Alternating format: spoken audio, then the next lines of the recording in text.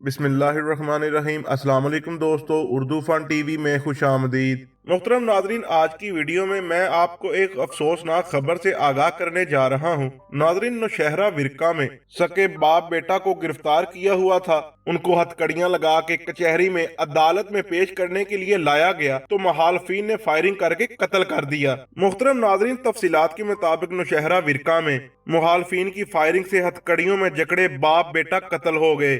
अकबाल और फैसल को अदालत में पेशी पर लाया गया। अकबाल ग्रुप के अरसलान ने हमला कर दिया। मुलजम मौका पर ही गिरफ्तार हो गया।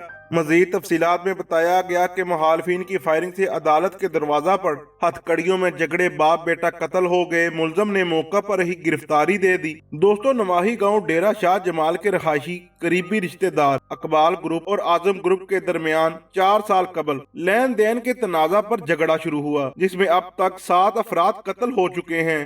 अकबाल ग्रुप ने 1 साल कबल आजम ग्रुप के 4 अफराद को अदालत से घर वापस जाते हुए रास्ते में फायरिंग करके कत्ल कर दिया था। इस मुकदमा की गुज़श्ता रोज तहसील कचहरी में सिविल जज मसूद जमान गोंदल की अदालत में पेशी थी। मुख्तलीन पुलिस की हिरासत में अदालत के दरवाजे पर पहुंचे तो वहां पे पहले से मौजूद आजम ग्रुप के अरसलान ने अकबाल और फैसल पर फायरिंग कर दी, जिससे दोनों बाप बेटा मौका पर ही जाँ बहक हो गए, जबकि मुलजम ने मौका पर ही गिरफ्तारी दे दी। इस वाकया की इत्तला मिलते ही DSP सर्कल नौशहरा विरका चौधरी हाशिम महमूद गुज्जर और SHO थाना नौशहरा विरका सफदर अताब भट्टी पुलिस एहलकारों समेत रेस्क्यू 1122 के हमरा वहां पर पहुंचे और कानूनी कार्रवाई शुरू कर दी। इस वाकया के मतलब जो भी मजीद मालूमात हुई मैं आपके साथ शेयर करता रहूंगा।